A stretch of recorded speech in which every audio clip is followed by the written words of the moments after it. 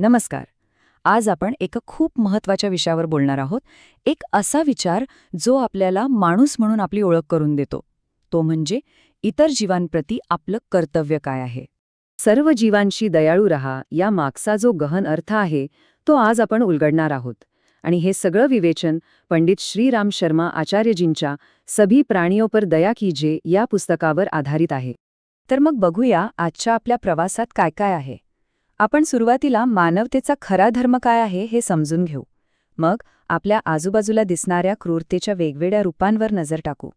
त्यानंतर महापुरुषांच्या जीवनातून करुणेची प्रेरणा घेऊ आणि शेवटी करुणेच्या मार्गावर चालण्यासाठी आपल्याला काय करता येईल हे पाहू.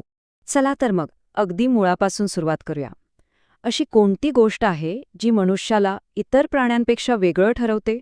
खरं तर ती आपली शारीरिक ताकद नाही, तर ती आहे विवेकशक्ती.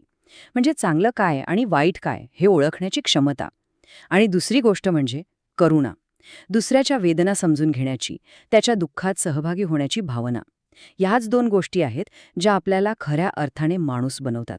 आणि ही फक्त एक देणगी नाही, तर एक मोठी जबाबदारी सुद्धा आहे. तुम्ही बघा, प्राणी कसे जगतात ते त्यांच्या नैसर्गिक प्रवृत्तीनुसार वागतात. पण माणूस म्हणून आपला धर्म याच्या खूप पुढे आहे. फक्त स्वतःचा विचार न करता इतरांच्या आनंदात आपला आनंद शोधणं आणि त्यांचं दुःख आपलं मांडणं हेच तर खऱ्या मानवतेचं लक्षण आहे ना, नाही का? पण करुणेचा हा जो आदर्श आहे आणि आपल्या आजूबाजूला जे वास्तव दिसतं त्यात खूप मोठं अंतर आहे. चला आता क्रूरतेच्या अशा काही रूपांवर नजर टाकूया जी अनेकदा आपल्याकडून पाहिली जात नाहीत किंवा आपण त्याकडे दुर्लक्ष करतो. रोजच्या आयुष्यात हे चित्र आपण अनेकदा पाहतो नाही का? मुक्या जनावरांवर त्यांच्या ताकदीपेक्षा जास्त ओझं लादलं जातं.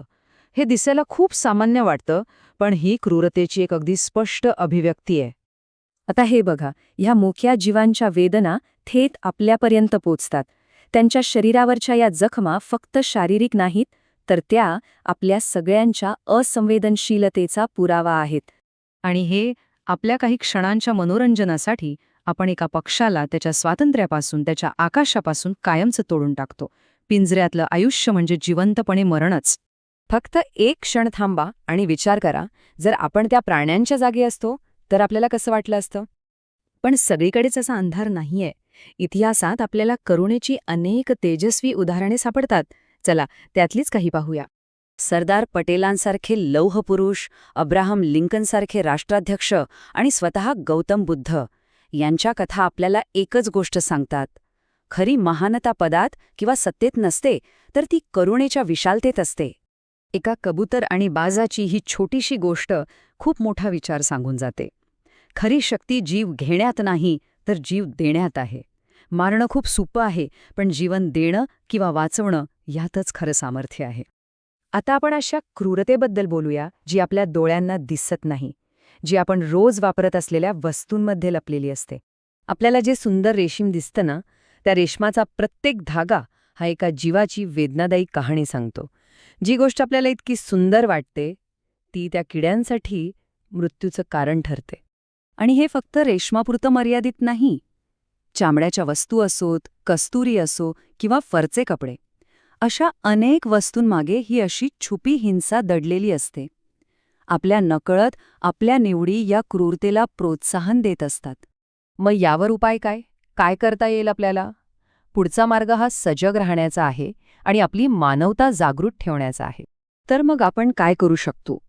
करुणेचा मार्ग खरं तर खूप सोपा आहे. पहिले म्हणजे हे दुःख आहे हे स्वीकारणं. मग सर्व प्राण्यांशी दयाळूपणे वागणं.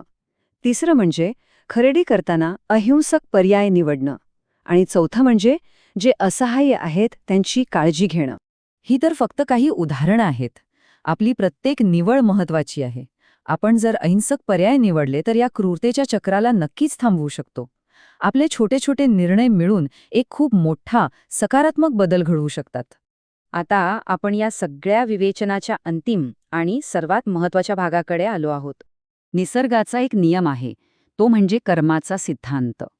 जे दुःख आपण इतरांना देतो ते कोणत्या ना कोणत्या रूपात आपल्याकडे परत येतच. कारण या विश्वाच्या न्यायालयात कदाचित वेळ लागेल, पण अन्याय होत नाही. आणि हेच सत्य या एका वाक्यात सामावलेलं आहे. ईश्वराच्या दरबारात उशीर आहे, पण अंधेर नाही. प्रत्येक कृतीची नोंद ठेवली जाते. म्हणून या संपूर्ण प्रवासाचा अंतिम संदेश हाच आहे की इतरांच्या दुःखावर आपल्या सुखाची इमारत उभी करू नका. खरी माणुसकी, खरा आनंद हा सर्व जीवांप्रती करुणा दाखवण्यातच आहे. हा फक्त एक विचार नाही, तर ही जगण्याची एक पद्धत आहे.